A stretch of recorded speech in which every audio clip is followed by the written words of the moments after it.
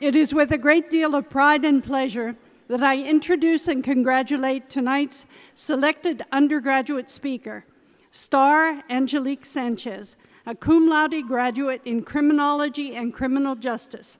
A biography of Starr, as well as our graduate speaker, can be found in your program. Starr?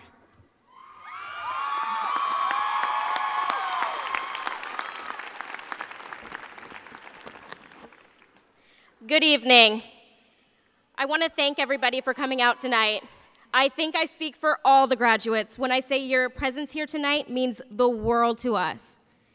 I would also like to take this time to thank my parents, my sisters, my grandparents, and the rest of my family and friends for your continuous love and support as I moved across the country to chase my dreams.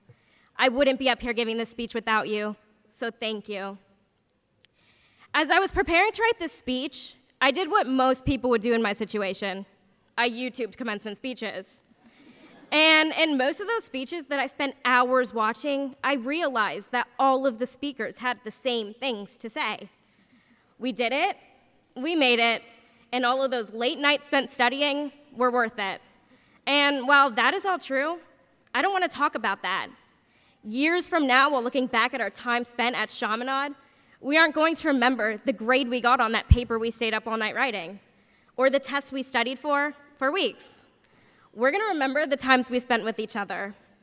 So my speech is going to be a little different than what you're used to hearing. I'm not going to be giving any life-changing advice like in most speeches, because let's face it, I'm 22. What advice could I possibly have to share that you wouldn't already know? So, to my fellow graduates, I am truly sorry I don't have anything inspirational to say or any advice to give. But what I can give you is a speech that truly embodies our experiences here at Chaminade. I don't know what the future holds for any of us, but I do know a lesson we will take with us no matter where we go. So, instead of giving an inspirational speech, I'm going to give a speech about unconditional love. Unconditional love is hard to explain. What exactly is it? For me, an easy way to explain it is to start off talking about the dreaded Chaminade Hill. Okay, I know what you all are thinking. Really, Starr? This is the biggest day of our lives, and you want to talk about the hill? Yes, and I'll tell you why. Most mornings for the past 4 years, I, along with the other graduates, have walked up the hill. Now, for those of you who haven't yet experienced the hill, I'll tell you right now, it is the absolute worst. With that being said, most of my time walking up the hill is spent complaining, saying how much I hate it, and swearing up and down that if Chaminade would have put a warning on the website about a hill, I would have never even applied. But then I get to the top of the hill, and I'm sitting in the courtyard or in the Lou Center, and I look around and I see the same faces I see every day, laughing and smiling. Strangers turn to friends, and friends turn to family, and I realize that there is nowhere else I would rather be. That, to me, is unconditional love. So now that we're all thinking about unconditional love, I want everybody to think back to a time at Chaminade where you've experienced that love. That isn't hard, right? I mean, there are so many things about Chaminade that make it so easy to love. I would love to tell you all about every moment where I have felt at home and loved at Chaminade, but trying to condense 4 years of memories that the graduates have created into the few minutes I have up here on stage is nearly impossible.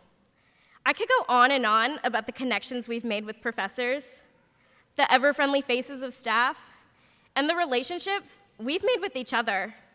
Relationships which may have started out with those awkward get-to-know-you icebreakers that every professor made us do on the first day of class, but ended in lifelong friendships.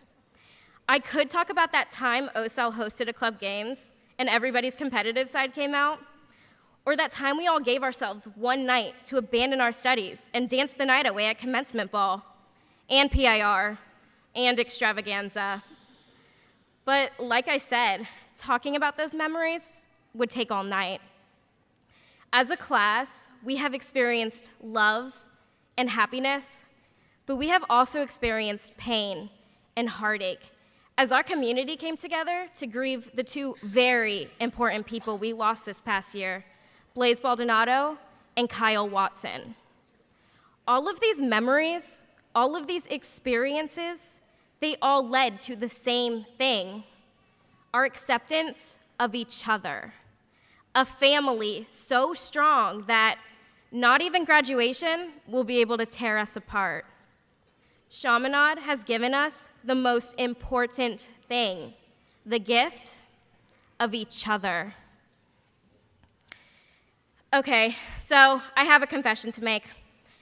I know in the beginning of my speech I said I wasn't going to give any advice, but when has there ever been a commencement speech without any advice? As we accept our degrees tonight, we are accepting a big part of our life ending, but in doing so, we are opening ourselves up to new beginnings and new opportunities. I have absolutely no doubt in my mind that every single one of us is going to live very successful lives.